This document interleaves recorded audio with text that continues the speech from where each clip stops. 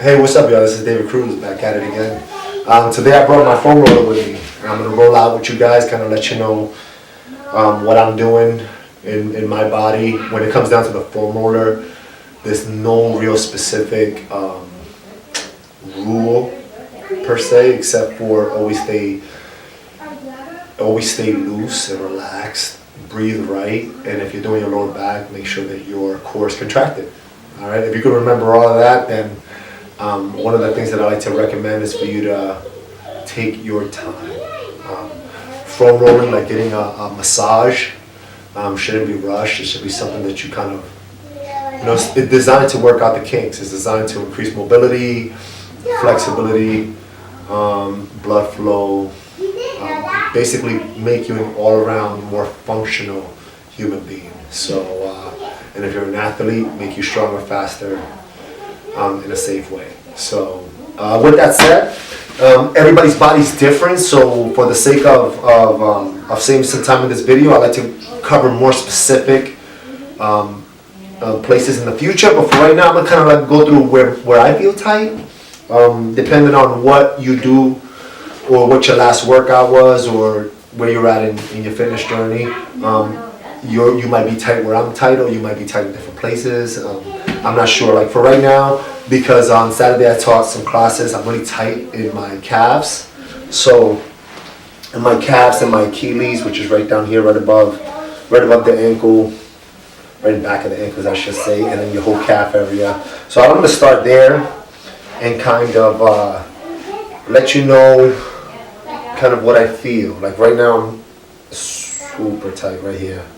And the golden rule with this is one, to try to go into a relaxed state. You're gonna do it by breathing correctly and finding those areas that are tight.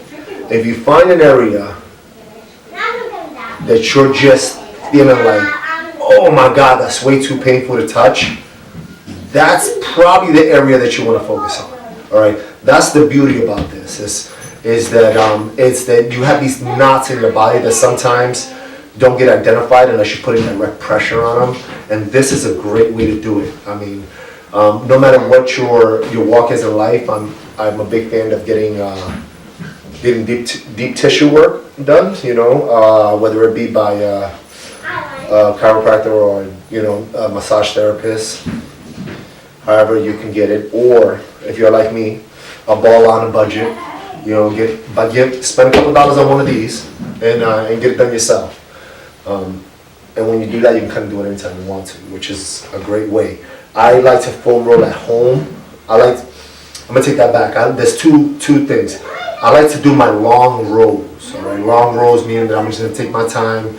I'm usually doing my whole area where I'm feeling the most sore, or where kind of like that I know where I'm gonna feel it, depending on what my workout is the next day or how my week's been. Right, my long relaxed rolls I do them at home, and where I don't have to worry about anything. And sometimes if you see me rolling at the gym, it's usually with me at the beginning or at the end, when I'm either going into right there is what I'm feeling right now.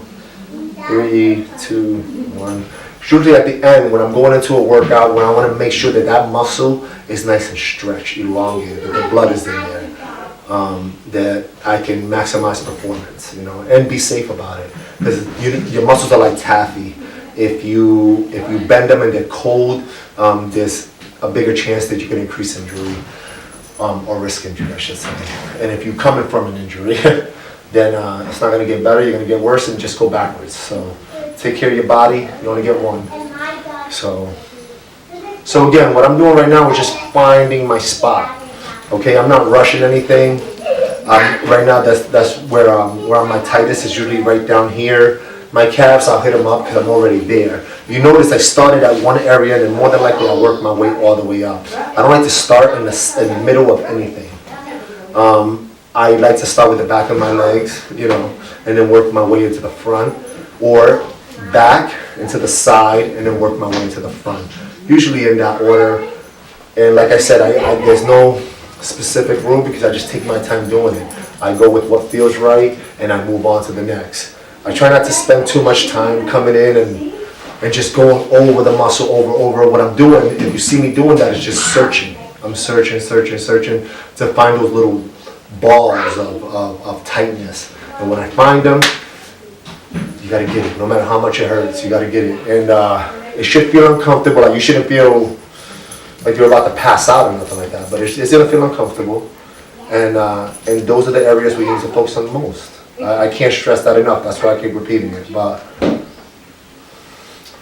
everybody's tight in different areas. So that's the way I would roll my lower body. There is a way from my lower body, I do go into my back, and there's people that have different opinions about that. With me, I feel safe. There is a time for it, and there's a time to maybe avoid it until you get more comfortable with it. I feel like if it depends a lot on your core strength and core engagement. That's above all. If you feel like you're pretty in tune with your body and that your core engagement is there, that you know what it is, I have no problem with you. Once you get through, your calf, your hamstrings, your IT band, hips, and quads. Once you get through that little area, those big areas, I should say, and you want to start going into the lower back, you come from back pains or anything like that, or you just want to lengthen it up for future workouts, make sure that you're nice and tight and slowly ease into it. All right, starting right above the glute into the lower back and coming. I don't want to go in there soggy, like a soggy waffle. This is where accidents happen, and this is where the recommendations of never doing it pop up. It's because you're not. It's not for everybody and not for any level right off the bat. You should feel comfortable, and you should feel nice and tight. You should know why you're doing it. It's another thing. So from here, sometimes I like to start in my lower back. I don't feel anything there, so I'm going to go up into my upper back. And from there, I will jack my hips up a little bit, and then come straight up. And this, to me, because we live in a day and age where posture is here, for me, my center back and my upper feel great. It's like getting a massage back there, which is kind of like what this makes. So with this, I just kind of lose myself. And this is probably the only spot where I never really find a super tight knot like I do in my legs, that I kind of keep going back and forth in a safe manner just because it feels good. It's usually up in that little area. I will tell you in a second in here where those knots that you find are hitting right in this little area, in the lat area, in the back of the armpit if you would, or right underneath. But this is the only part where I kind of go and relax. And sometimes, like I said, if you know your body well enough and you're comfortable, you can bring it all the way up here, get the neck and kind of roll that neck up, keep the hips up. You feel a good stretch in here. Glutes that you just got done rolling and hamstrings are all activated. You can even get into a little stretch. Drop, kind of get the neck a little bit, and then roll back into this little area, which to me, working on my posture is something I have to be conscious of and constantly do. And that's from years and years of walking around with bad posture and never taking it that serious until I got a little bit older and noticed the price that I paid for that. So it's never too late.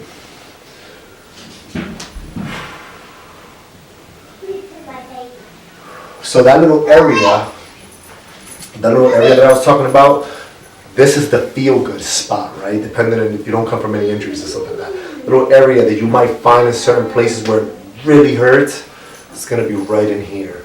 Usually right behind the armpit, in your lat, and your teres areas.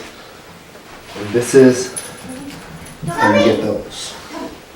You kind of start with the armpit, from there you roll slightly back a little bit. Make sure that you're supported. In the future, if you want to come up here and add more pressure, that's up to you. But you're supported, make sure the neck is relaxed, and you kind of find that little area. Like for me, it's right here. You find it, hold it, and then roll it out. I was faster than you.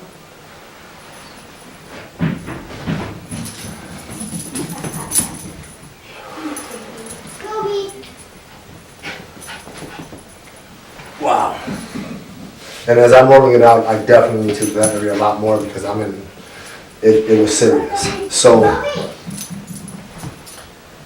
I'm left-handed, so this is my dominant side, and I'm usually in more pain on my dominant side than I am on my other one. Not by much, because everything stays pretty balanced, so I at least try to keep it that way.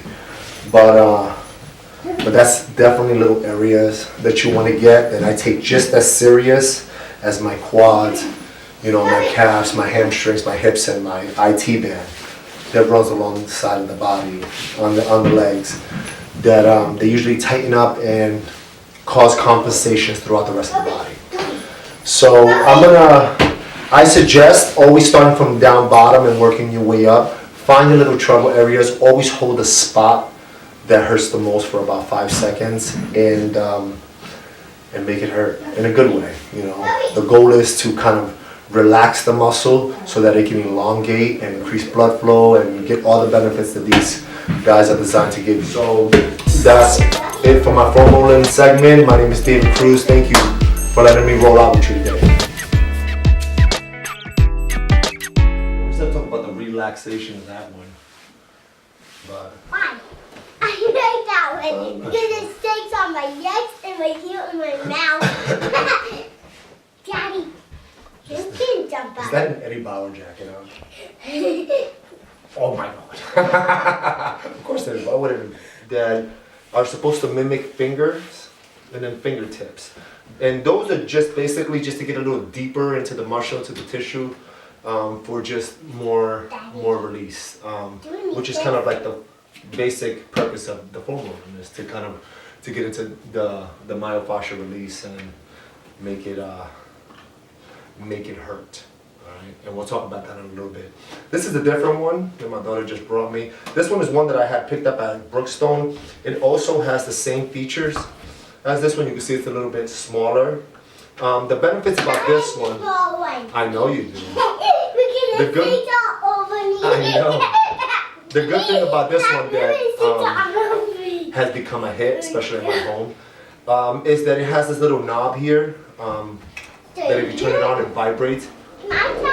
I don't know if you can hear that, but it's not my go-to, but it is a great one to have around for the times where I'm just kind of like in front of the TV or going more into a longer roll where I kind of just want to make sure.